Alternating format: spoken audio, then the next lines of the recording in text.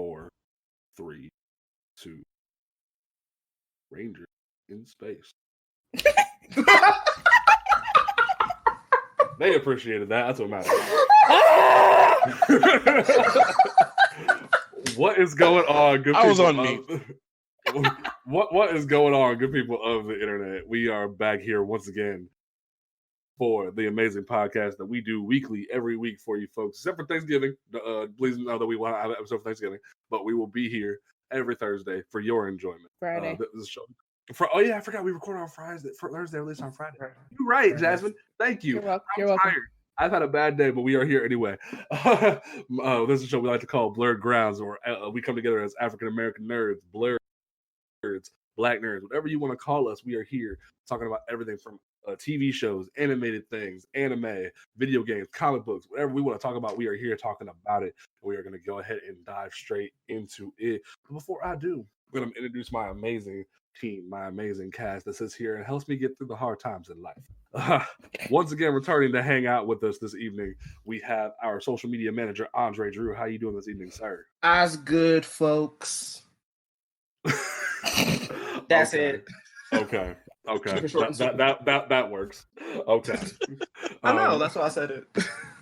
Below him, we have the man who just returned from a seminar in Portland, Mr. Dr. Aaron. How you doing this evening? That's a really interesting nickname, Mr. Dr. Aaron. That's Dr. Aaron. It's all good. I'm doing Dr. good. Aaron. Aaron. That's Dr. Professor Aaron. Hey.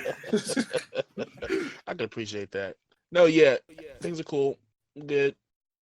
All right. And then below him, which is also below myself, because that's how Discord works, we have the woman who just prepared herself a gorgeous cosplay that I am just so impressed with, and works her ass off at her 47 jobs like Uncle Ruckus every single day. Jasmine, how are you doing this evening? I'm good. Thank you about my cosplay. It was my first time cosplaying. I don't know how to do it, so I was very nervous. Well, there you go. And then below her, we have the man who never sleeps but still finds the power to survive. Marcus, how you doing? What it do, baby? Okay. Okay, that works. And then we have the man with the fro who is constantly welding and then running on the go. We have Travis. How you doing this evening? Pretty well, man. Got this pizza right here. Got y'all. I think I'm ready for tonight. Hey, all right. We're going to go ahead and dive into this. But before we do, you can check us out on Instagram and Twitter every single day. You can follow us at Blerd Grounds. You can listen to this podcast on Apple Podcasts, Google Podcasts, Spotify, YouTube. Now we are archiving our episodes on the On Comics Ground YouTube channel for you guys to check out if you are a fan of YouTube. If you want to check us out on Overcast, Podcast Republic, wherever you can listen to a podcast, except for SoundCloud, you can listen to us. So check us out. All right, we're going to go ahead and dive straight into this. So I had some trailers that came out that we will talk about in a minute, but Marcus, you were a little distressed, to say the least, of this week. And I wanted to give you the floor because it seems a little film came out, and the controversy and the controversy arose because of the idiocy of some people. So I wanted to give you the floor this evening. How are you doing? I'm doing all right, but yeah. So I saw Terminator: Dark Fate over this past weekend, and it was fucking awesome. Okay. It was a dope movie, the dopest Terminator movie since T2. It kind of gives you the feeling of the first two Terminators, but it kind of goes in its own direction at the same time. It elevates the new characters, and they're dope in their own rights. It brings back some older characters that kind of have their turn in the spotlight and their little curtain call at the same time. Okay. But what bothered me was the film, after it came out, it actually flopped. It underperformed. It's probably not even going to make back its budget. I think we're probably not going to see any more Terminator movies going forward. At least not in the film medium. Maybe in different mediums like TV or video game might be continued that way, but I Because doubt Sarah it's Connor going to be. Chronicles was fire. I loved Right. that series. I've never seen the show, but I heard it was great. It's fire. But so yeah, I doubt there's going to be another film. But what's really bothering me are people are blaming the fact there's these assholes and bitch ass motherfuckers that are out there saying stuff like, "Oh, you see what happens with a movie like this? You get woke, you go broke." I didn't even know that was their little catchphrase. They think they're so clever. You get woke, you go broke. That phrase is that a thing? Yes. Wait a minute. Ever since Comicsgate first happened, that has been a phrase that's been going around because they think the companies are thinking they need to be woke and have diversity in their products. That way they can not go broke and have good money from the diverse population. That's why Black Panther made so much money and was Oscar nominated. That's why everyone thinks that Captain Marvel did so well because they got woke. Well, then there goes my point right there. How do you go broke if Black Panther made $1 billion? If Captain Marvel made $1 billion, that doesn't make any sense. You sound stupid. Stupid. Yeah. So, and here's the reason why these little man babies are upset. These little punk ass Charlatans. take a shower once a week. Mouth breathers. Take a shower once a week. Take a shower once a Bruh, week. like Brush their teeth every other day. Oh my God. he is on the fire tonight. Snort fucking canned cheese. Oh my God. Oh, Jesus. Wow. Okay. These punk sons of bitches. Ooh. They're upset because their hero, their the future John. Wait, spoiler Wait, alert. spoilers for anybody who hasn't seen Dark Fate. Get out for like 5-10 minutes and come back. Like fast forward if you need And to. I have to ask for the people in the room that are my fellow co-hosts, my esteemed colleagues. Do you mind if I spoil this movie right now? I don't care. I'm taking my headphones off. Okay, mute me, Jones. Mute me. Let me know when you're muted. I'll send you a message when we're done.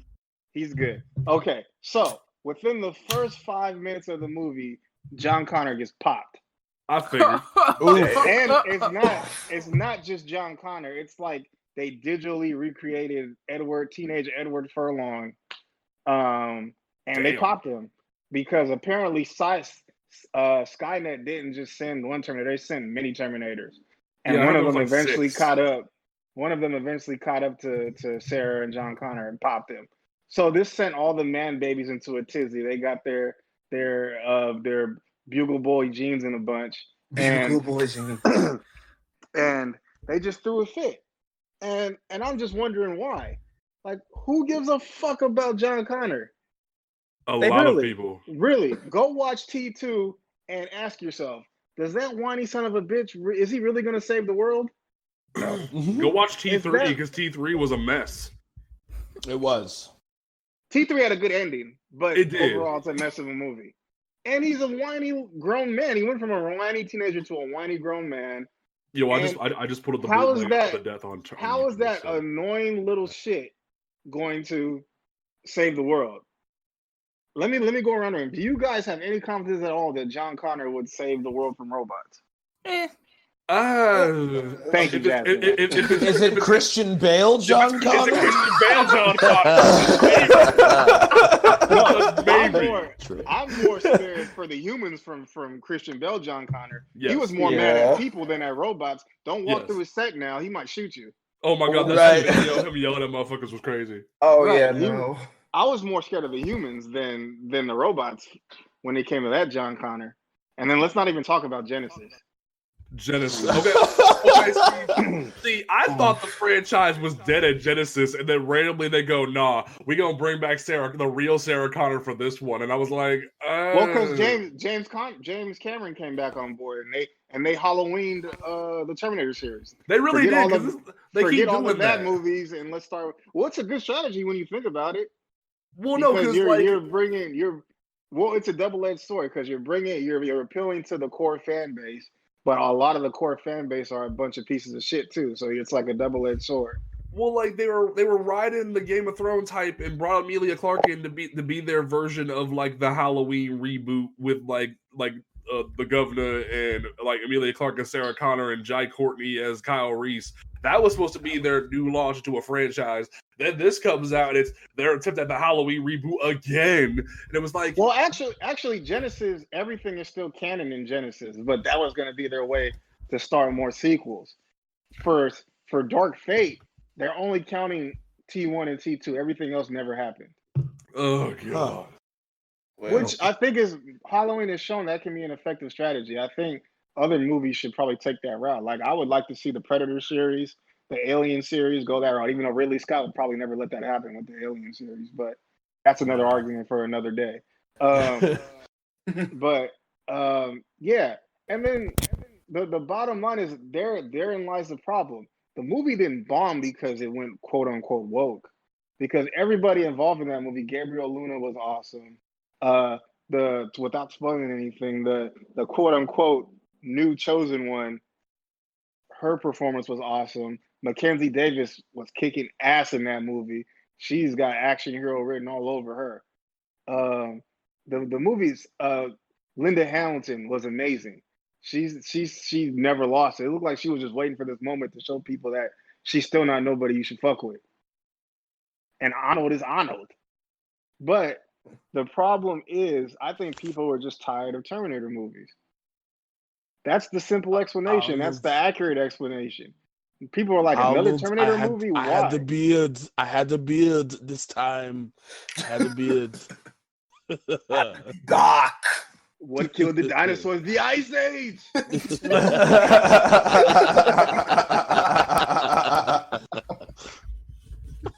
So I really think that sometimes the simplest answer is the right answer. There's no, oh my God, this movie went woke. Oh my God, this movie was trying to make a political statement. Well, there is some political imagery and some political scenes. I mean, some scenes that can be interpreted as political.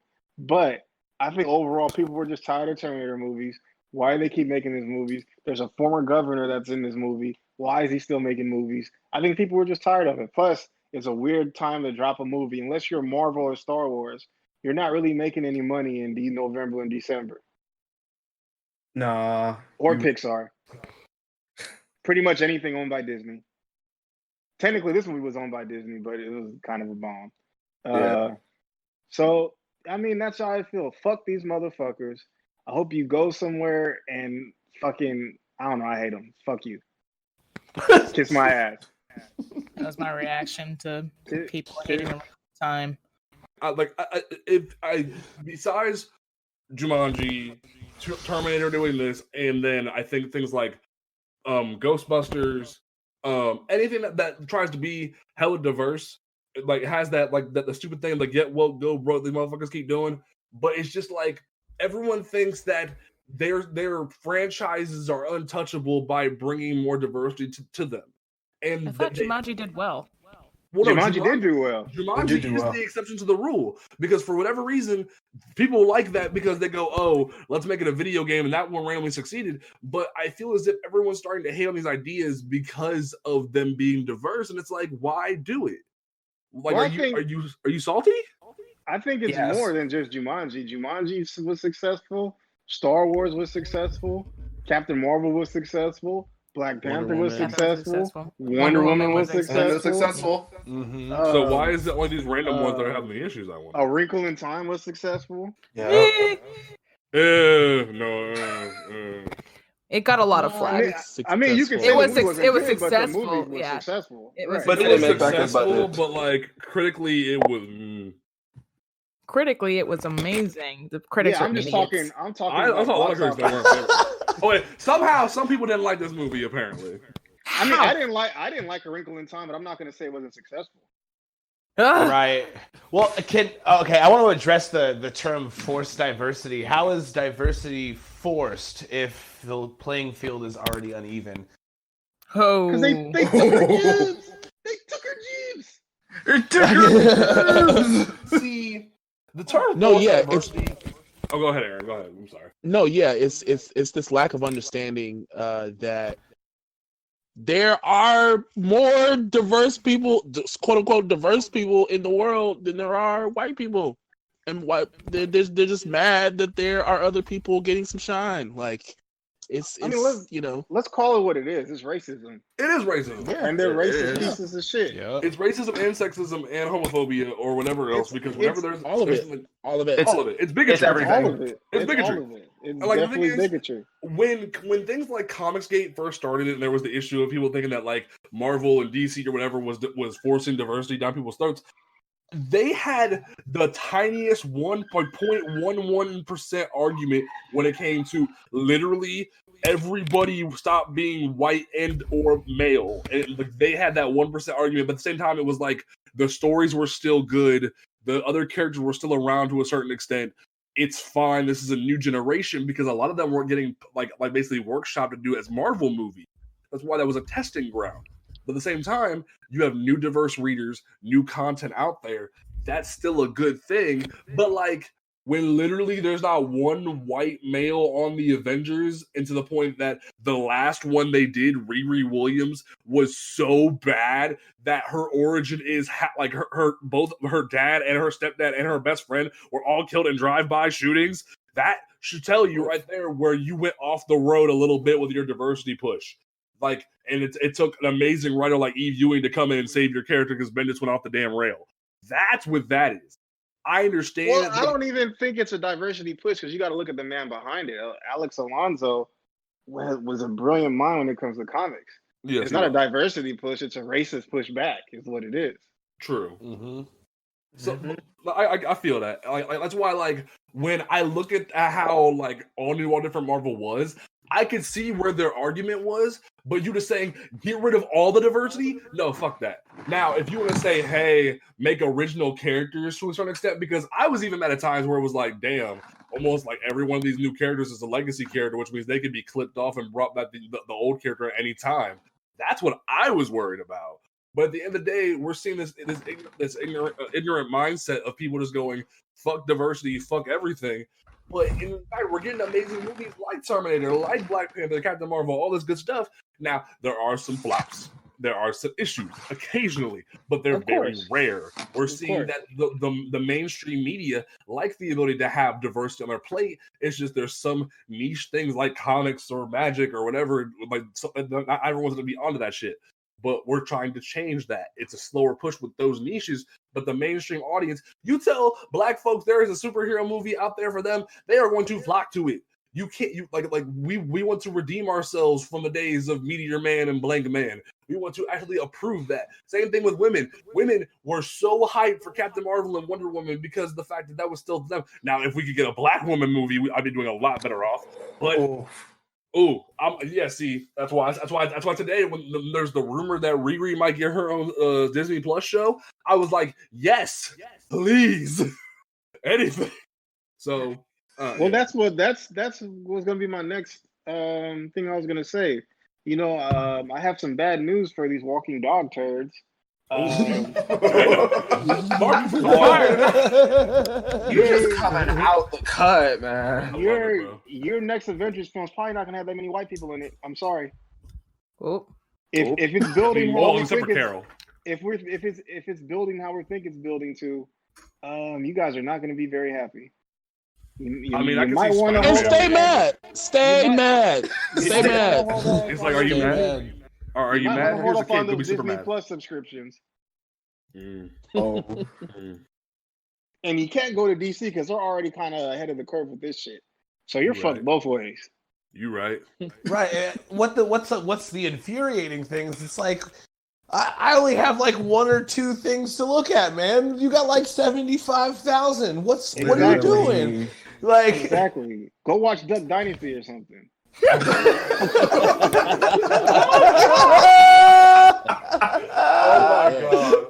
Oh my god. Quack, mother. Quack. Okay. So at the end of the day, like this obviously, this will not be the last time that we end up having this conversation because it's going to be an ongoing problem that we see of people being bigots, people being idiocy of just any sort. So plan on hearing this a few times or many times over the span of the show. So get used to it. Right. Because I tend not to engage with people. I tend not to engage with people online because I really want to protect my energy and I'm not trying to give it to a bunch of half a brain idiots. But I had to kind of just get this out of my system. And this is our Because- platform. We can do what we want. Yeah, because Terminator Dark Fate was awesome. Those people worked so hard to make that movie, and I could see during the movie that they really cared about the franchise and its legacy. And for people to kind of dismiss it as some woke platform, like, it just really disturbed me. I So feel that. fuck, and I cannot stress this enough. Then I love that. I love that energy. Let's keep that energy. All right. So we had that great discussion to kick things off for us.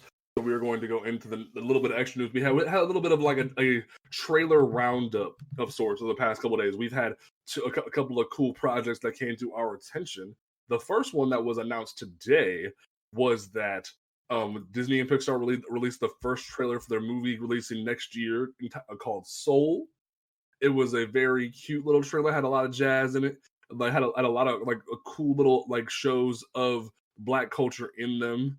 And I definitely enjoy what I see because there's this idea of like not living for tomorrow but living for today in it a little bit. And then the like old dude in the trailer just gets dropped down a hole and becomes this weird like Osmosis Jones looking thing. Oh. And Balloons popping. I'm excited to see what this movie is. I'm not gonna lie, because like it definitely gives me like I don't. It gives me the feeling of this could be a really interesting story, but I'm skeptical and cautiously optimistic.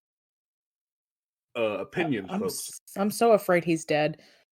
They gonna pull a belt. That's exactly. Honestly, that's exactly what I thought. Yeah, I'm 100% sure he's dead. I think that's what the movie's about. I think it's about No. being dead. He fell No. down the thing and He was getting ready for his big break. That's not cool. Why am I invested already? I'm sure. he was just trying to get a haircut. He was just trying to get a cut, man. Trying to settle He's like, hey, can you fit me in? Ah! I'm like, how far down is that manhole? Are there like alligators down there or something? What's up? No. The premise of the movie, if you read it on Wikipedia, it says Joe Gardner, a middle school music teacher, has long dreamed of performing jazz music on stage and finally gets a chance after impressing other jazz musicians during an opening act at the Half Note Club. However, an accident causes Gardner's soul to be separated from his body and transported to the U Seminar, a center in which souls develop and gain passions before being transported to a newborn child. And oh my God, he's dead! And Gardner must work with souls in training, such as 22, a soul with a dim view on life after being trapped for years at the U Seminar, in order to return to Earth before it's too late. What Well, in the he Buddhist did. suffering? Wait, what do you mean too late? Wait, these stakes don't make any sense. I say you, he did. I say he did. The Colonel. So it's purgatory then. It pretty much. That's what it sounds like. It sounds like it's literally just like there's no heaven or hell. You just get rode off to the next baby. That's what it sounds like. Dang. That's I actually like think that's pretty Technically reincarnation, so. that's Buddhist reincarnation. Yeah. You're suffering. Like, cool. I You think just that's ride the pretty way cool. into the next baby. I'd like to come back as like a bald eagle or something. That'd be dope. Right. Yeah, I don't want to be a person, please. Can I be a Shall I name off the cast in this movie? if you want. Okay, so Jamie Foxx is Joe Gardner. I thought he was Spawn. What happened? I don't know. Tina Fey is 22. Okay. Wow, okay. Questlove is Curly, a drummer in Joe's band. Okay. Felicia Rashad is Joe's mom. Okay. Oh And no. David Diggs is Paul. David Diggs! Wait, Questlove got typecast in the animated movie? He really did. He's playing himself in a Pixar movie. That's But amazing. what I like about this is number 2, Jamie Foxx can further separate himself from the Amazing Spider-Man 2. That man is he's too good of an actor to have that saddled on his resume. So I'm glad he's in another high He's gonna profile. be Spawn now though, so it's okay. I didn't even know he was in that movie. Let Todd McFarlane have it, and it's never coming out. But That's and also, horrifying. I think I like that Pixar is going back to kind of preparing children and having them be exposed to and be able to talk with their parents about death and real consequences like that. This is Yeah, real old Yeah. school Disney, real old school Disney shit right here. Yeah. I think that it looks like a very similar vein to Inside Out, which I really appreciated from like a mental health standpoint. That was an incredible movie. So I if still it's need to see anything like that, it's good. It's so good that therapists use it in their office. Really? Yeah. I it's haven't true. seen that movie. That surprised me. I haven't seen that movie. I need to watch it. It's really good. It'll make you cry. But it's fine. It's supposed to. Anyway, if this is anything like that, then I'm excited for it. And it does sound like with a cast like that, it kind of sounds like it's going to be hopping in between like where he is and where the rest of his family is, which makes me think that maybe he isn't dead. Maybe. No, Maybe that's me holding out hope. Now, Jasmine, you had a criticism off the mic earlier, and I wanted you to speak on that in regards. Oh to yeah, the movie. I mean, I have retorts. I just Point it out. I just noticed that it was continuing a trend that I find very annoying, and that's when Black or people of color animated characters have a movie of their own. They tend to have, I don't know, 10 minutes total screen time of them actually being their race, and then they get turned into something else, usually an animal, but something else. It's annoying. Oh, Example? I got one. I just Go remembered ahead. one. Go Brother ahead. Bear. Brother Brother Bear. Bear. Oh shit, Brother Yeah. Bear. Yeah, but that was Which- Joaquin Phoenix though, so it's like that's different. That I mean, movie yeah, was yeah, fucking Society, amazing. y'all. That movie was fucking amazing, but we're It not sure gonna talk about was. that. That movie shaped how I write characters, but we're not going to talk about that right now. Brother Bear is one, Princess and the Frog is one, Emperor's New Groove is one, Spies in Disguise is one, this is one. I'm sure we can think of plenty of others, except for the fact that I can't think of many animated movies that have people of color as main characters. So Hey. Okay. Yeah, So as Disney I goes. agree. I agree with you on that. I kind of thought that too. I'm like, he's not even going to be black in this movie. He's going to be a little blue blob. That Yeah. that was one of the first things I thought about too.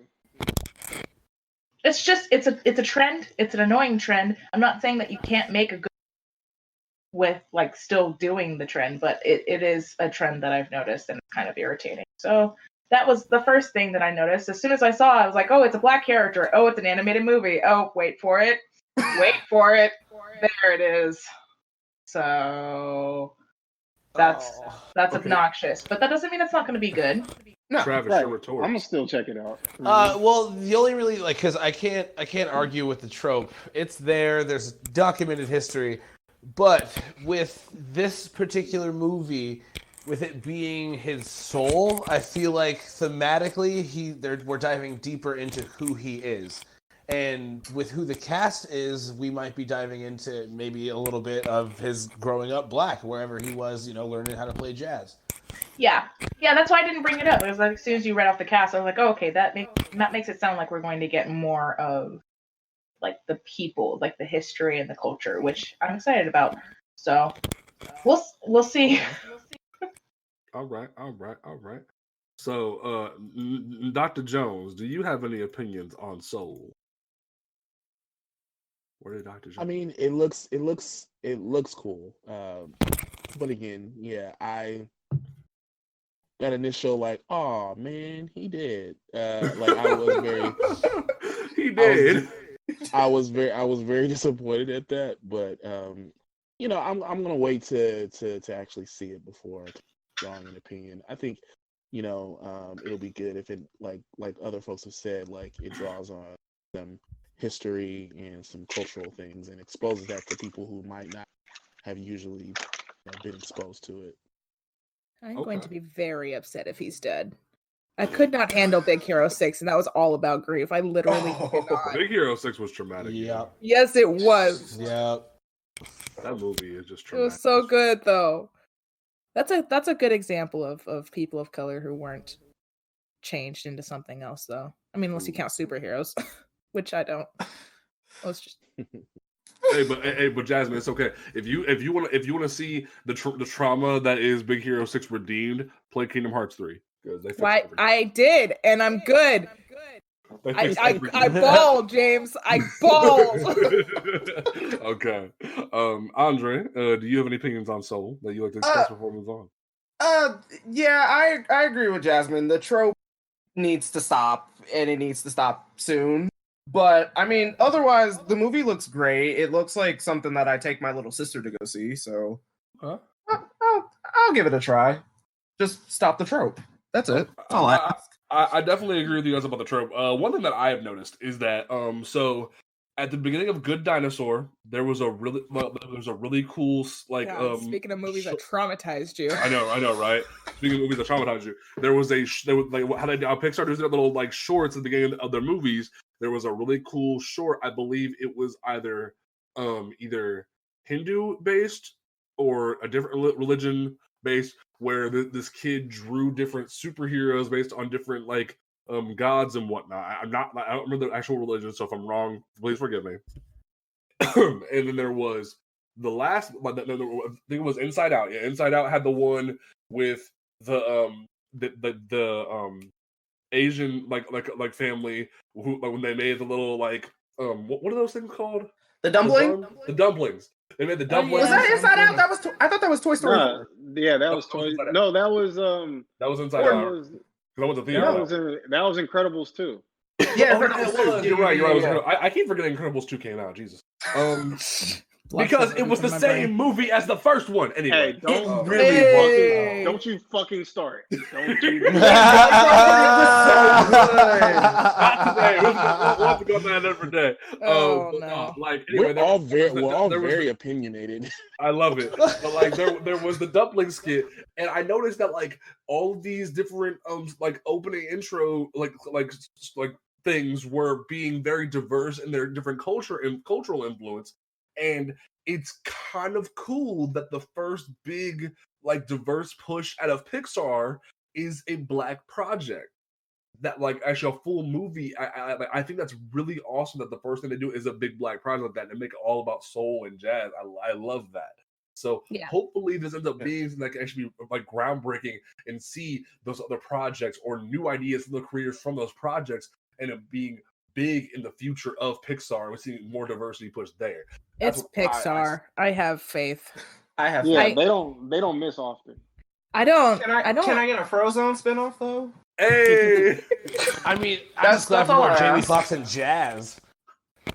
Yeah. Georgia. I had to. Okay. So those are our opinions on Soul. But then there was this other one that slid by my radar today as I was cruising through YouTube. Apparently, there's this movie that's going to be premiering on Apple TV and will be in select theaters coming soon called The Banker.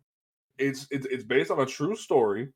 It is basically Anthony Mackie and Samuel L. Jackson working to buy up real estate and make it Black-owned real estate, and then buy multiple different banks and make them Black-owned. In I think it's the 50s or the 60s, something like that. 50s. So I watched this trailer. And I love the intensity of it, and I keep seeing Apple TV making these small projects like this, and I'm actually pretty blown away because between this and then old girl from Transformers doing Dickinson recently, I've been loving Haley Steinfeld. Thank you. She was in the new Transformers. Oh, that took me a second. I thought you were talking about Megan Fox. Oh yeah, no. We don't talk about Megan Fox. Pitch Perfect was probably a better thing. Yes. Have you seen Bumblebee? Or literally anything else. I haven't. I wanted to see it though. It's amazing. But yeah, if you watch the show The Banker, they halfway through it, they go, "Wow, we can't go in as ourselves as two Black men to buy up these banks. So we need to find a scapegoat." So they hire Nicholas Hoult to come in and train him how to be the most proper white man possible, and to go in and buy these banks for them. And it ends up being this really cool little pyramid scheme type thing. And I love the fire in Anthony Mackie in this trailer. It shows that he is capable of so much. And ever since them Clarence days with Eminem, Like we've seen him been growing, and I'm so thankful that he is finally getting his time to shine. Because I was a little worried that like right after Winter Soldier came out, he was in that weird movie with Mark Wahlberg and The Rock, that Pain and Gain movie. Hey, I was like, Pain and Gain is awesome. it's a good movie, Yeah, but like you watch that first trailer and you're like, Anthony Mackie, and The Rock hustling down Monk. Sounds like a weird like the trope idea. That movie is It's so so much good. darker than the previews will make you think. That movie is dark. Oh yeah. Oh yeah. See, I don't mind to watch it then. It's just like I saw that first trailer and was like, I'm worried for Anthony Mackie. But you keep seeing him been growing as like from like different movies, like and you see him on Black Mirror, and you see him on this, and you're like, he's really getting something now. I'm really excited to see what the banker ends up being. For those who saw the trailer, what did you think about it? Hype. It reminded me of Black Klansman a little bit. Ooh. Just in like the premise of like, you know, the black dude is doing his thing, but he's got to get a white guy grunt work, if that makes sense. Yeah. But I'm excited for it. I may not get Apple TV, but if I can see it in a theater, I'll watch it. Okay. Travis, you said hype. Speak on it. It's just I love delving into the history of things. True stories being into like put into movies makes it even better. And so I don't know, man. Just more reasons if you weren't already being unapologetically black to be unapologetically black. Like that's how I feel about that, honestly. Okay. Anybody else watch that trailer? I woke up black. Oh my god, dude! I love that. I love that. I love that line. Like literally, Samuel L. Jackson's like, "I think you forgot something." Last thing I know, I woke up black today. I was like, "Damn." Mm-hmm. Yep. Like, I'm definitely up today. I need to get that as a gift. Like last time I checked, I woke up black today. I need that as a gift. Aaron, did you have time to watch the trailer? Yeah, I watched it. It looks cool. Man. I likewise with Travis, man. I love like unknown history, and you know, being from LA, I don't know nothing about this, so I'm actually interested in seeing it and learn more. All right, Marcus, Jasmine, did you check out that trailer? I haven't seen it yet. Okay. I did not, because usually these historical black figure type movies are very formulaic, so I tend to not get very excited for them. But from what you guys are saying, I'll probably take a look at the trailer. Okay. It's almost kind of like almost gives you kind of like heist vibes. Like it's the way that they're trying, you know, that they're, you know, getting away for a time, away with something, and you know everyone is playing particular parts. So it kind of reminds, like at least how the trailer portrays it. Like it feels almost like kind of like a heist movie. Okay, because I'm very disappointed in what happened with Harriet. So. Oh yeah, I've heard some things. What's been going on? You guys saw it? I heard about it, but I haven't seen it, but I've heard many things.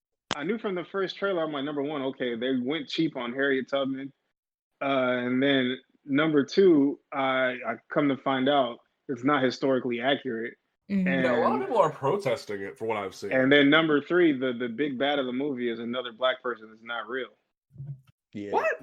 Yeah. So they turned slavery into a black on black thing, which is very dumb, because I feel like there's a lot of black people are involved in the making of the movie. So what possessed you to do this?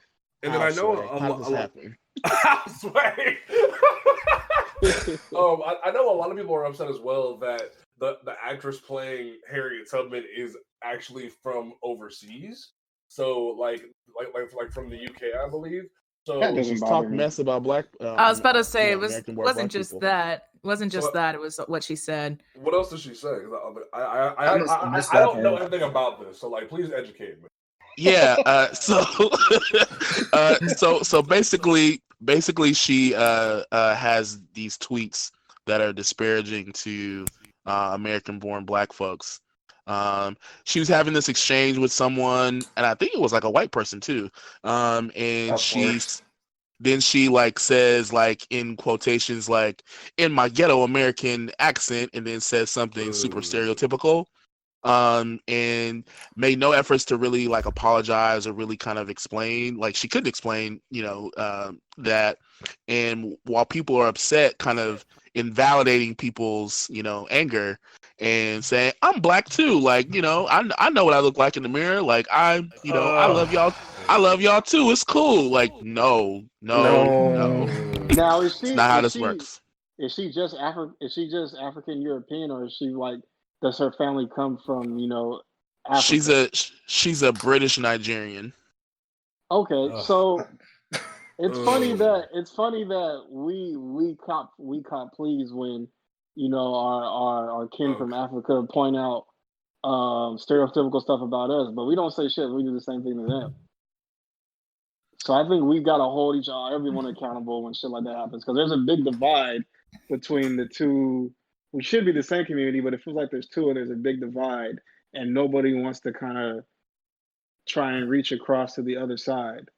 There are divides, but I think that, when it comes to the public, like in the public sphere, it's different. Having kind of in the public conversations are different than having like at home conversations of, hey, oh yeah, we need to work better on this and do. You're also like, agree. you're also portraying someone who genuinely like is a figure in our history, and to be disrespectful like that is not very good. Not a very good reflection of yourself or the movie. Which, I mean, yeah, I think Harriet deserved better, definitely. Oh yeah, absolutely. Harriet Tubman is a badass. If you read her history about her, like she doesn't care about anybody. Like she married twice and like didn't care about either of them, and kind of got her own way. And I think they kind of misportrayed her relationship with her husband too. And I didn't see it because of that. As I started to kind of look more into it, I might see it at some point to kind of have a more critical view and really look at the elements. But I think, like, I was planning on doing a screening like I did Black Panther. I was, getting things together and everything. I had reached out to Regal, and I was kind of, starting the process. And then I started to kind of hear, actually a student brought it to my attention and was like, I don't know if you want to do that. Like, ain't nobody gonna come. I was like, oh, wait a minute. Let me look more into this. And I was like, yeah, no. It's a no for me, dog. Yeah. Oh, I mean, I'm sorry I wasn't born anywhere else besides America. yeah. Like, for real. Sorry, I wish I was British. Like, looking at these tweets, I feel my soul just going, what the hell, bro? Yeah. Like, I wish Meghan Markle was my actual princess. Like, okay, I'm sorry. I knew from the no, the fuck I trailer I don't. wasn't going to go see that movie. Well, there's that issue at hand. So we're gonna go ahead and dive into the main reason we are here this evening. That way we can get it going. So, for those who did not hear the sad news of the past few weeks, John Witherspoon, that famous comedian, was the dad in Friday. But the main reason of why we are discussing him today was that he warmed many of our hearts and made many of us chuckle maniacally all the time as Granddad on Aaron McGruder's The Boondocks. And he recently passed away. And ironically, just, I believe, yesterday, but 2 days ago, upon this recording, actually 3 days ago, upon this recording, they had his celebration of life. Many people came out to it. It was beautiful. I saw a lot of the pictures, and I wanted to take this episode, the remainder of this episode, to sort of do a spotlight on the Boondocks. This will not be the last time we talk about the Boondocks, because this show has been groundbreaking over the years for what it has done for African Americans. So I wanted to let this be the first step in us talking about this show. Now, a couple of us decided to take it upon ourselves to go back and watch some of it. But for anybody that has not seen this show, which is very rare, we found out one of our own has not seen it. For those who have not seen this show, it was this stray thing for a lot of us that came out of nowhere and was so dear to so many of us. And I remember having to sneak out, sneak around my mom to watch this show because it meant so much to me. And it's for those who don't know, it started out as a comic strip, like back in the day. Aaron Magruder, the creator, started as a comic strip, and after a while, he decided to want to make it into an animated television program. And after struggling to get it on Fox, he finally got it to get on Adult Swim. That way, he would have no filter. He could do what he wanted, and it ended up just exploding from having a character like Robert Jebediah Freeman, voiced by John Witherspoon, who was there for all the iconic moments in our nation's history, from from everything that happened back in the day with slavery to now then being part of the civil rights movement and being there side by side with Rosa Parks and saying no, but then he wasn't taken to jail and she was. And that episode still cracks me up. Because the episode where because they do an episode where and Jasmine, you'll love this. They do an episode where Martin Luther King didn't actually die. He was just in a coma for so many decades, and he wakes up and he sees what's happened to America, and he comes to dinner with after seeing Granddad at the store, and Granddad invites him to dinner, and Martin Luther King exposes Granddad like Robert was on that bus that fateful day. And they go through the whole thing of him on the bus. He's like, "That's right. No, I take us to jail." And they just go, "You scurry on home, there, boy." Come on, they don't even take him. They take Rosa. It's the funniest little exchange, and I love it. It's just things like that about this show are so perfect. And there's other great thing, and the show, it does this thing where it's just political commentary wrapped in the greatest thing for so many people, because no one is safe from the show, whether it is white folks, whether it is Spanish folks, whether it is black folks entirely. They talk about the issues within hip hop. They do a 2-part episode in the season 2 exposing BET to the point that BET got it off the air for a long time because they were so irritated by it. They make fun of Tyler Perry to the point that Tyler Perry sued Adult Swim to get that episode pulled from television, to the point that it's not even available on Hulu anymore because they won't let it be anywhere but the box set. Like, this show had no filter. It did not care. And that's what made so many people enjoy it. So I gotta say, and props to John Witherspoon. Props to people like Regina King voicing both Huey and Riley Freeman, 2 totally different characters in their mindset. Because you have someone like Huey who, in the first 2 minutes of the series, literally goes up on stage, it taps the mic and goes, "Excuse me, Jesus was black, Ronald Reagan is the devil, and the government is lying to you about 9/11. And all the white people at the garden party just lose their shit and start running for the hills, and they don't know what to do with themselves. And then Granddad just whacks him upside the head and wakes him from the dream and goes, "Boy, what did I tell you? I'm telling the white people the truth." And then you know exactly what this show is about to be. The first episode. It's so good. Episode. You got as the show goes on, you got freaking Samuel L. Jackson and Charlie Murphy as these radical white dudes who've been to war but still want to be like these criminals in the streets. But Charlie Murphy's dad owns the town, so no one will arrest them. They rob a bank and steal the manager of the bank, and as they're leaving, he's like, "Would you like anything else I can help you with, Mr. Onceler, sir?" It doesn't matter. Yeah. Didn't they try to kidnap Oprah? They tried to kidnap Oprah, but that's when they met Bushido Brown. Who did. They tried to kidnap Oprah, but instead end up kidnapping Maya Angelou, and then later they end up kidnapping Bill Cosby because they can't kidnap Oprah. And then, of course, Bushido Brown, the baddest man that ever could live.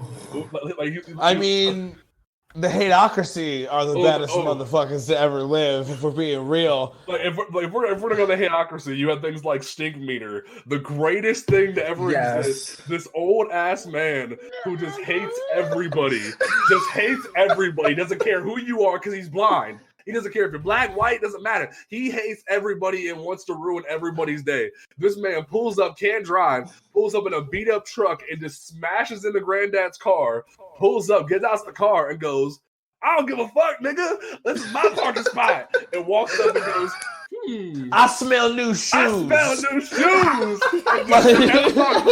new Nikes. And Wait. Beefing. No, when he possessed Tom Dubois. Oh my God. Tom, what's got into you? Same thing that's gonna get into you. What's going on? My mama didn't name me So, obviously, from what you can hear, if you haven't watched the Boondocks was so many great things. You have amazing guest stars across the entire show. From Lil Wayne to Aisha Tyler as the Killer Kung Fu Wolf bitch. Yeah, like you got Ben Carson. I mean Uncle Ruckus. Oh God, that was horrible. Yes, yes. Obviously Samuel L. Jackson and Charlie Murphy. Ed Asner as the town owner person. Ed Wunsler. Like Most Def. Exhibit was on it. Was it Most Def Gangstalicious? Yes. Yeah, yes. What was it? Who was the ghost? Ghostface Killer was on it. Busta Rhymes and Snoop Dogg were on it. This show was so good, and I love it to this day. So like, I wanted to holler at y'all and like say. Like, because obviously Jasmine's the person who's finding out about the show firsthand from us tonight. Why would you? I thought you weren't going to drag me in front of all these people. No, but you valid. That's what I'm telling you. That's why I told you, like, hey, you're going to love this once you finally watch it. Like, we you just Obama episoded her. that flew over my head, but okay. I'm going for Obama because he's lowering our taxes. That was so funny. Granddad's like the whole the season 1 opener is like when Obama gets elected, and they have like a documentary going on, and Granddad's like, I'm voting for Obama because he's gonna lower my taxes. Actually, Obama has said he's going to raise taxes. And it was like, oh, just finally comes down to you're voting for Obama because he's black. That's it. And then they pan to Riley, and he goes, "I want Obama because he black." Like that's all you had to say, bro. Huey's the only one that doesn't want it, and everyone's just getting on his ass about it. And like, but he's the black candidate. And that's kind of how we just jumped on yo ass about this very show, and it's ironic. It's like just like the way you laughed at like the opening line. That's what we want you to watch. We're not saying that like we're not bagging on you. I'm just saying like you need to watch this. It's on Hulu. Enjoy it. Okay. Get it together, Jasmine. Get it together. I don't like comedies. Which is fine. It's satire. If there is one episode, I don't like satire. If there is one episode that I will say, like, because there's a lot of great episodes in the entire series, but if there is one episode that I feel like specifically you would enjoy, Jasmine, it is in the first season. It's Huey Freeman Christmas. Where Huey is put in charge of the school's Christmas play, and he turns it into the Adventures of Black Jesus, and it just goes off the rails. The teacher says he has like full creative control. He brings in Quincy Jones to help him compose the music for the whole thing. Like, it is the greatest episode ever, and I love it. Like and there's other great ones, but like that one specifically is just phenomenal to me. But no, I wanted to holler at y'all and see like talk about some favorite episodes, talk about like some of the characters and whatnot. So Travis, like I wanted to get your thoughts on this. Okay, my favorite one is something that I've encountered by not protecting my energy on the internet, whether it be comic book debates. Or whether it be comic book debates, political debates, whatever, it's the nigga moment, and I have it so often. It happens. It happens so. And there's this one part where they have like a whole equation where it's like nigga moment, nigga synthesis, complete disaster. If y'all wasn't paying attention to last season, y'all know what a nigga moment is. A nigga moment is when the mind of a perfectly logical black man is overwhelmed by some stupid nigga shit. That is the most basic. I remember Watch where you walking, nigga. Hey, what you say, nigga? Hey, we about to kill each other right here? On what? Hey, I don't have to I'm deal sorry. with this. But wait. Say part 2. What happens when he encounters a white man? Like, hey, watch where you going. It's like, who are you talking to? Oh wait, I'm white. I'm white. I don't have to do this. He's like, hey, where you going? This is a perfectly good moment to throw your life away.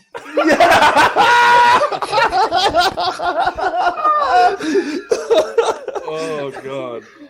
And I love the nigga moment part 2, and that's the return of Stink Meter. That's yes. Just when Stink Meter comes back and he's about to have a nigga moment, the dude's just talking shit to him, and he just comes up and just kung fu destroys him. And he goes, "What you talking shit until you got kicked in your chest?" And then just leaves the dude dying in the parking lot. Like, but then Tom is like, "What happened to you?" Like, sir, what has happened to you? Are you okay? Anyone see you look at this man? Because the whole thing is like Stink Meter couldn't fully control Tom yet, so like he's flipping back and forth as things are going on, and like some dude stole Tom's parking spot, and then gets out the car like, hey, that was my space. He's like dude, eat a dick, and then like Stink Meter just jumps out of him like, what did you say, nigga? That was it. Eat a dick. No, you eat a dick, nigga. And then you got kicked in the chest.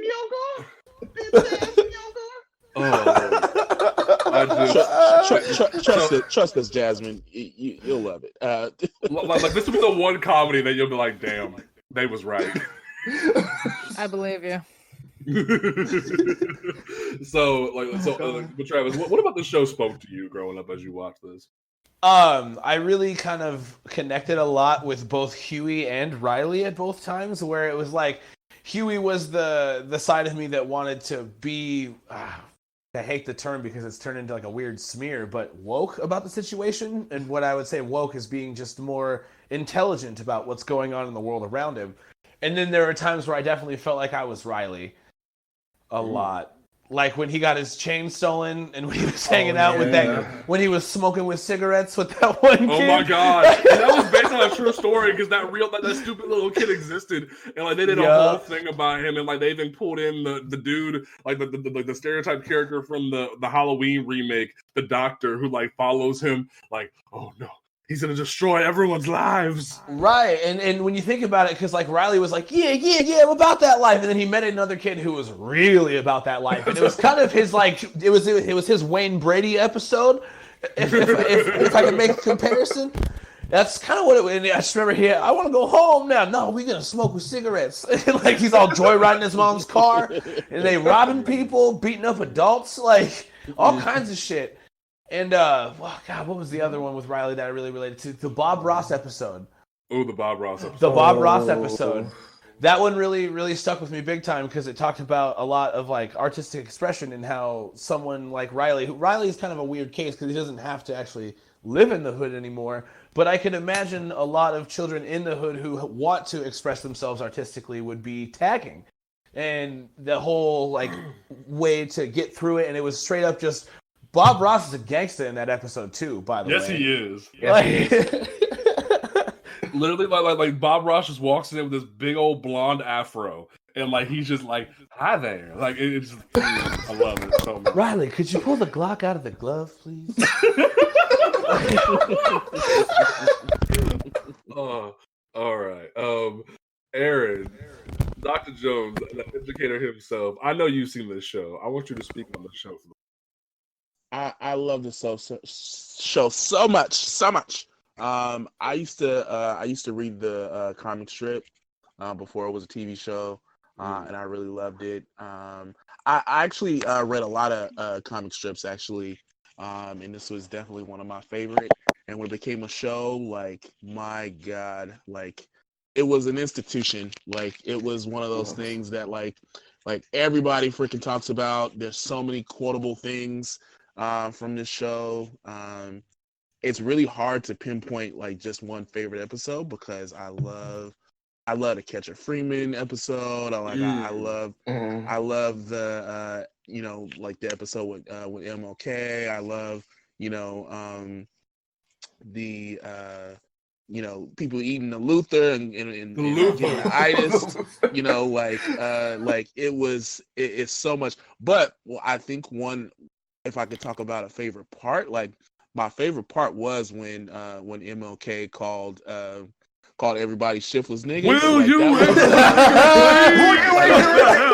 You trifling ignorant niggas. Trifling here right now, niggas. Shiftless niggas. Like it was, but because like I was like, this is real though. Like if he was here, like because, like, he'd be mad. He'd be mad at all of us. Because they fucked up because Martin hired a publicist to help him get his image back and get the people woke and whatnot. And like the radio station and BET set up like a party at the church rather than a sit-in to start a new political party. And Martin gets to the mic and just like cuts loose on these people. And it's one of the greatest moments ever. Well deserved. Oh, so good. So good. It speaks so much to it. I like the part about how it speaks to both sides. Like yes. it gives us Riley and Huey, and so like it doesn't make you feel so out of the loop or out of touch because like it's reality. Like it's okay to feel that way because Riley is speaking all the things that I feel on that end. And then, Huey is speaking to our higher consciousness, right? Right. And like so dope the way that it's done, the way that everything, even though it was, freaking made 2 years apart every season, it still was so relevant and hit so hard and people were so mad about it, but people loved it. And look, like another part like that's even relevant to right now is like the episode with R. Kelly and how Mr. Dubois, Mr. I like niggas up for peeing. You need my social security number? Oh God. R. Kelly needs some help, like he does, because that nigga's crazy. Like he's, I love how like R. Kelly wore like a superhero mask that whole episode because they couldn't make it like literally be R. Kelly to a T. I thought that was perfect. And then you had Adam West. He wears that mask in real life. Yeah. Oh, for real? I didn't. Like he's yes. His ass is crazy. When I seen him wear that mask for the first time, I was like, that nigga's guilty. Oh my God! It was at this point that we knew he was guilty. No, like I love that episode specifically because literally the Adam West Batman like is his lawyer, and it, like of all people to be his lawyer, it's the greatest thing. And he gets him off. That's the best part. He gets him proven innocent, and it's the funniest thing. Like they even like he climbs on a car at the end of the episode. They start like dancing and whatnot. Like everyone's like, "Yay, free R. Kelly!" It is Well, R. Kelly did sing that Gotham City song. Oh, that's unfortunate. You're right. Can never hear that song again. Though I still say the Riddler by Method Man is better. Yes. I mean, shit, if I hear Ignition today, I'm not going to act like I'm not going to like the song. Yes, but, you can't just be jamming to R. Kelly right now. Like, you just can't. I mean, I don't own no R. Kelly music, but if I hear Ignition remix on the radio, I mean, shit. And I mean, like, Step in the name of love. I'm not gonna get mad at Space Jam for playing "I Believe I Can Fly" at the end. Like, but at the same time, R. Kelly is they guilty. played "I Believe I Can Fly" at my grandmother's funeral. So, Damn. Lord, damn, yo, that sucks, bro. I mean, he made music like that on purpose to stay in people's good graces because he knew he was doing wrong. I believe that. I believe that. Yeah. All right. and Aaron talked about it. You're right. Aaron Magruder. Aaron Magruder is a gift to us all. Yes. Marcus, before I let Andre hop on his high horse about the show, what are some of your favorite moments from the show? Well, I want to start with talking a little more about John Witherspoon because he's so much more than just the Boondocks. He really is. If you could go back to pretty much all the movies that were kind of defining to me as a child and growing up to where I'm at now, he had a part in. You talk about House Party. It's one of my favorite movies of all time. He had a pretty iconic scene in that movie. Boomerang, he stole the show in Boomerang. Of course, you got the Friday series, but my personal favorite sitcom of all time, and debate your mother because I don't care what you say, is the Wayans Brothers. And Agreed. Pops was Sugar an Pop, iconic. Sugar Pop, Yeah, Sugar Pop. Sugar Pop. Oh my gosh. He was an iconic player. He stole a lot of those episodes just from being himself with his coordination, because you got to coordinate. You got to coordinate. Mhm. Yeah. So and like look how he dressed. People, the Migos dress like him now. Pops was doing it first. Mhm. So he's just so much more than Granddad on the Boondocks. So I appreciate what he brought to the comedy, and I hope he's resting peacefully. But as far as the Boondocks, I can't think of a certain episode right now, but there's just certain moments that will always stick with me.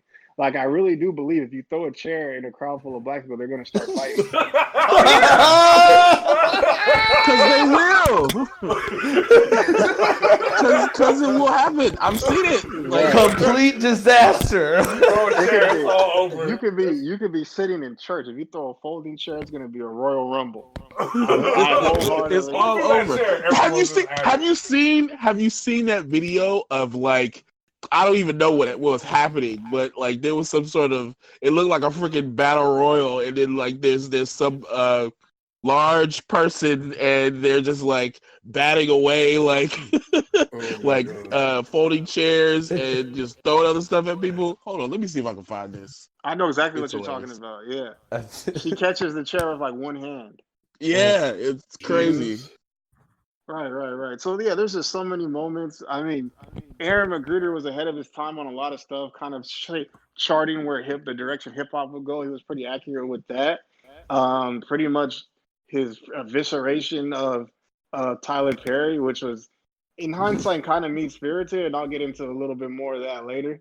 But there's just so many iconic moments. I mean, Huey and Riley are pretty much the id and the ego of black people.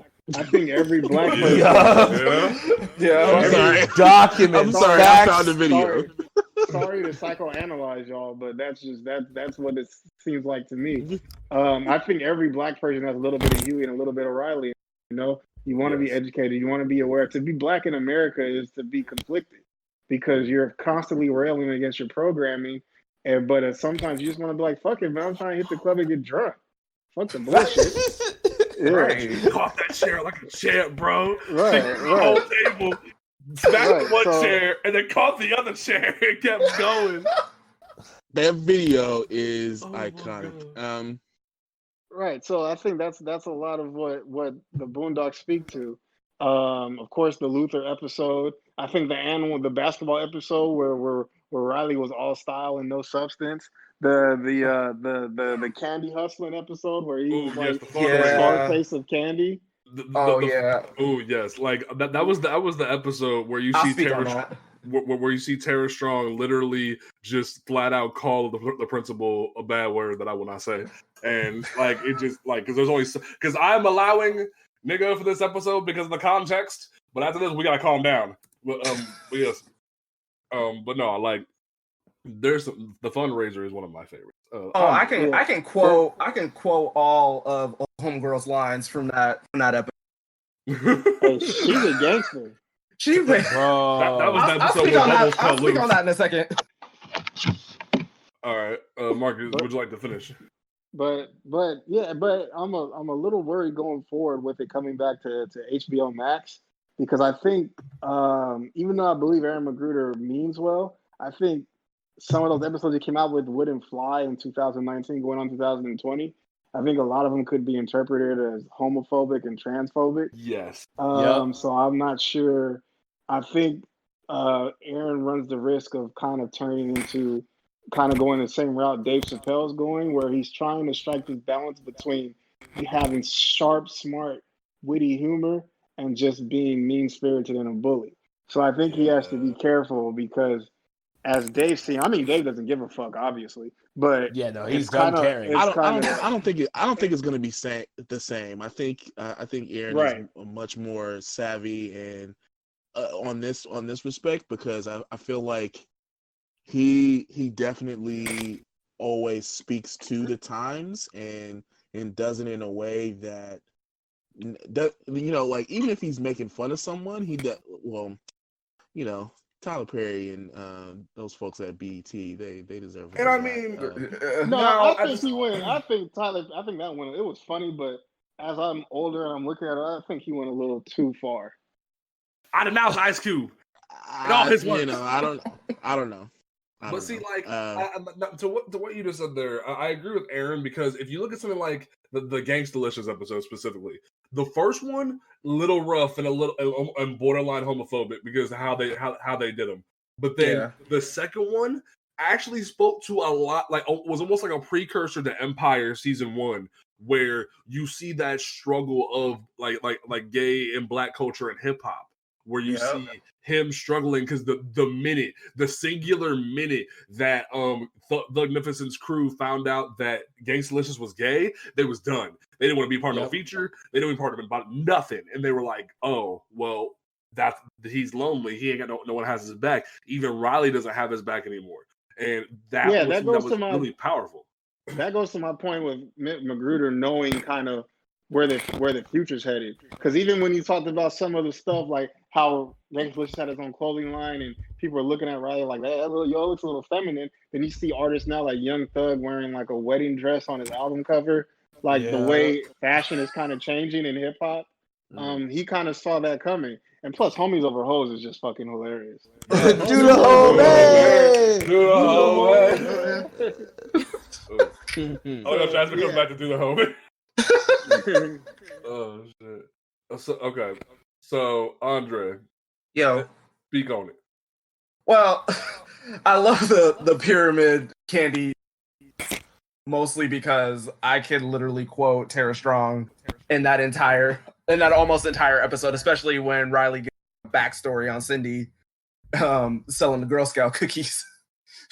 It's like, give me your bag. Get over there around the corner over there. And I know she ain't down with your team. Who? I don't know, some skinny big-headed bitch. Word? Come on.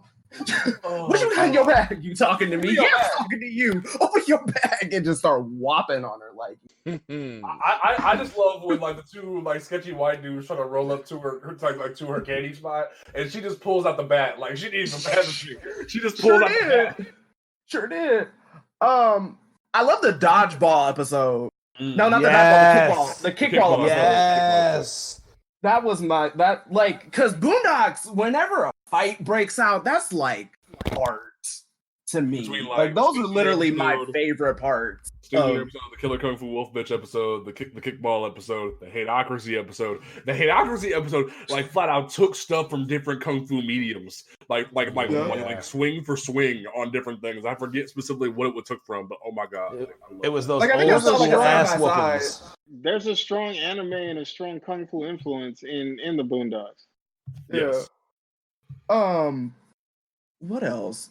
Like, but this I can't really pinpoint like specific episodes. This is like a lot of quotes. And I feel like the Boondocks was one of those, like, the few animated shows that was just unapologetically black, and I was here for it. Because at least, like, in my family, I like to think of myself as more of a Huey, and then I think like Riley reminds me of my cousin, because it was like I was the sheltered one, and he was more like out in the streets and, you know, doing all that extraness and whatnot. But it's a great show. Like, honestly, anybody who hasn't seen it, missing out on life. The Hateocracy episode pulls their one fight in the school straight from a Naruto episode. Oh yeah, it did. And then the one episode where Riley calls his teacher a nigga, Oh my god! And then they go on the whole press. Can like, a nigga the get a whole fry? press- I was like, bro. I was really wondering, can a nigga get a fry? And then they go on like this whole press tour, like trying to get the teacher to apologize. Then you bring in Ann Green comes Coulter. on and plays the Reverend Rollo Goodlove. Right, and then you bring in Ann Coulter, and then it plays on the fact that she's literally playing on TV. Like, oh, And you my guys know God. that really happened. That Yes. probably that wouldn't surprise me. No, it was word from word what really happened at a school. They took that word for word. With a black kid calling a white teacher nigga, and he said, "Can a nigga get it?" Like that really actually happened. But I mean, aside from the Boondocks, if anything, Friday remember and Right now, I got y'all. I love the Wayans brothers. Like that was me and my family watch that all the time, and I love him in Black Jesus. Oh, Black Jesus. Yes, I forgot about Black Jesus. I was waiting for somebody to mention Black Jesus. I love when literally John Witherspoon like straight up just chokes the shit out of King Batch, like just throws him on the ground. That was the greatest shots ever. Like, I never got into that show. Yeah, it's a good show. It was a good show, but like it was him trying to do the Boondocks in live action for a good chunk of it, and a lot of people didn't like it. So it was very like short, and I hate that it was short. Didn't it come back? Yeah, I think it's coming back. Oh, I think it's already back. If I'm not Okay. mistaken, it was on Sundays. shit. All right. Is it? What? Aaron Sorry, is mommy. not Actually, I just. Oh my goodness. He's like so happy that Black Jesus is back. Right? Black Jesus. It's so good. That very first moment when he goes, "Why you gotta act like a bitch, dog? I love you though." Like, I'm Jesus, I love you, but you act like a bitch. Yeah, it's back on like 1 a.m. on a Monday. What the hell? Adult Swim schedule is so weird. It is though. yeah. That's why I'm worried about Rick and Morty season 4. But for me, as we go ahead and wrap up this episode, for me, I think the Boondocks spoke to me at a time when I really needed it, when I was having, because me being biracial, I was struggling with my black side because I was raised by a white mom, and it helped me be who I am, and taught me how there can be a lot of messed up people in the world, but also can be messed up people from your community. When it comes to just crazy people like State Meaner, or just well-mannered African Americans like Tom, who just don't know no better, and just like Ben Carson or Uncle Ruckus. No relation. Oh my god, no relation, bro. I still love that. After the Boondocks season 3 wrapped, Gary Anthony Williams and Aaron Magruder tried to make a Uncle Ruckus live action movie. Like they had a Kickstarter. There was rewards where you could Google Hangouts Uncle Ruckus. Like Uncle Ruckus went to like different premieres at like and everything. Like it was great, and it never happened, but it was so epic to see them try. I wish it could have happened. Oh god! Like it was almost like they were trying to make like the Borat or like the Bruno of that time period for Black folks, and it would have been amazing, but it just didn't come to fruition. But it needs to happen. It does. But now Gary Anthony Williams lost so much weight, it could never happen. But I think he'd always put him in a fat suit or something. Oh crap! I just remember the Usher episode. Oh my god! Look at my chest! Look at my chest! Daddy, why do you the Usher? They even tried to like replicate that in season 4 with Tom, Sarah, and Chris Brown, but like they called him I forget what they called him. It was like they didn't actually call him Usher. It was like Chris Brown was something else. It was Pretty Boy Flizzy. It was Pretty Boy Flizzy, and I was like, oh god, this is too much. Oh wait, what about the when Jasmine was not Jasmine? Homegirl Jasmine. Girl is the show called Jasmine. She's Oh man, y'all should have led with that. Jeez. Literally, she's a little mixed girl named Jasmine, who's the daughter of the black lawyer Tom and the white girl Sarah. And she's like so passionate. She loves animals and wants to help animals. Like she loves Santa Claus to the point she has a dream in the Christmas episode where she leads a whole church congregation in support of Santa Claus. Like they're all doing backflips and front flips. Oh, like yes. Like, Can I get a ho ho ho? No. You're all saying it wrong. It's ho ho ho. Well, no, what were you gonna say, Andre? I love the episode where she had the lemonade stand for the pony. Yes, all she wanted was a pony, and then Ed Mr. Onceler is just taking advantage of her. a whole franchise out of her lemonade. Like it was so great. That's a good lesson about capitalism. It Yes. sure did. And then the end of the fundraiser episode where Riley tells her to get rid of the money, and then she gives the entire candy sale like money, like millions of dollars to PETA. And this is before PETA was fucking up, and she just like she wants to help animals. PETA gets all the money. And then when she tried to get Riley to snitch, Ooh, it's like, yes. hey guys, what are you talking about? Are you talking about the theft? You can talk to me. I won't tell. Jasmine, you wearing a wire? Are you wearing a wire? And we can't forget the legendary fuck Granddad. Oh, yes. First thing you do is just pick up the phone. Like, the fact that Magnificent. Dog and Busta Rhymes to be on the track was just so epic. Thugnificent had slaps. He had that. He had He sure stomping in the did. nuts. Yeah. He had Dick riding Obama. Bro, Dick riding Obama, that was my ringtone for like half of high school. Was Dick riding Obama. Because they literally called up will.i.am to be on that track, and it was the greatest thing ever. I think Booty Butt Cheeks is my favorite though. Booty butt cheeks. Have we talked about a certain pimp name? A pimp named Slickback. You gotta say the whole thing like a Tribe Called Quest. You gotta say the whole thing like a Tribe Called Quest. I love because there's that episode where Granddad meets a hoe. He meets a hooker, and like he brings her into the home in an attempt to make her like normal. Like he tries to domesticate a hoe. And he tries so hard, she's still hoeing on the side, like Huey and Riley try to expose her to Granddad, but he don't believe them. And then lo and behold, one random day, her pimp shows up to the house, and it's a pimp named Slickback. Say it with me. Oh, now a pimp named Slickback. It's like a Tribe Called Quest. Like it's Cat Williams too. Like it's so fire because he shows up in the purple suit, and I love when the doorbell rings. And literally Riley answers the door and goes, "It's a nigga in a purple suit," and it's like, oh, here it goes. And she ducked so fast. She Oh wait, when he then shows back up in the Usher episode, because he tries to teach Tom how to be a man, but in reality he's trying to teach him how to be a womanizer, and I was like, bro, this is too much. like, Tom, you have chronic bitch dependency. This is my bottom bitch, sweetest taboo. Sweetest taboo, I love her so much.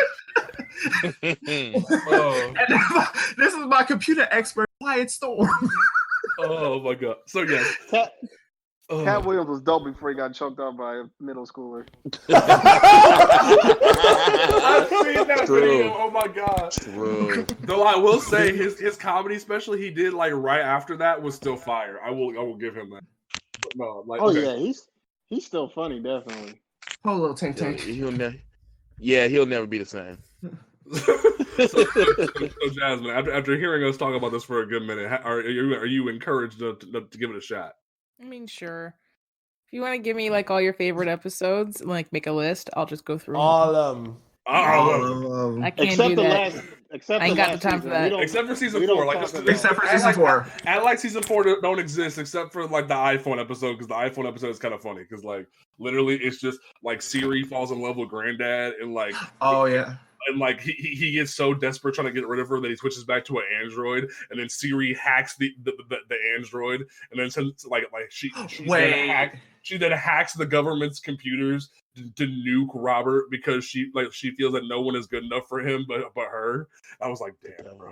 Isn't that an Adam Devine movie now? I was about to say that sounds. That's what they based it on. That was the whole point. It was based on the her thing because that's the same time, and they had a whole thing of like Siri trying to kill Granddad.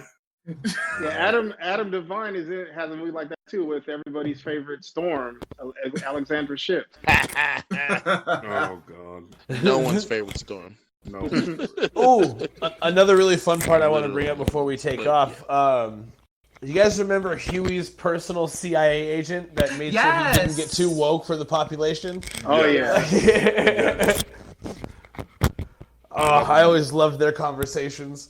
Yes, that was great. No, I still love that in that that second season with the State Meter Part 2, where Ghostface Killer shows up as a ghost trying to educate Huey about how to get rid of State Meter. I'm like, he just flat out looks at him and goes, "Ghostface Killer isn't even dead yet." Like that was already the problem. Astral projection, Madu. Astral projection. Right. Wu-Tang Clan ain't nothing to fuck with. Hey man, but nah. Okay, we are gonna go ahead and wrap up. But before we do, don't forget to check out this podcast on Apple Podcasts, Stitcher Radio, Spotify, Google Podcasts, Overcast, Podcast Public, wherever you can listen to a podcast, except for SoundCloud. We are there, so please support us. Listen to old episodes, download them, leave us a review on Apple Podcasts because it helps people find us a little bit better. You can follow us on Twitter and Instagram at Blerd Grounds. And you can check out the website on Comics Ground every day of the week, where we post new reviews, opinion pieces, previews, news articles occasionally. We talk about everything in the comic industry and geek media. So please come check us out. All right. Does anyone have any final thoughts before we peace out? I do. If All any of you neckbeard having,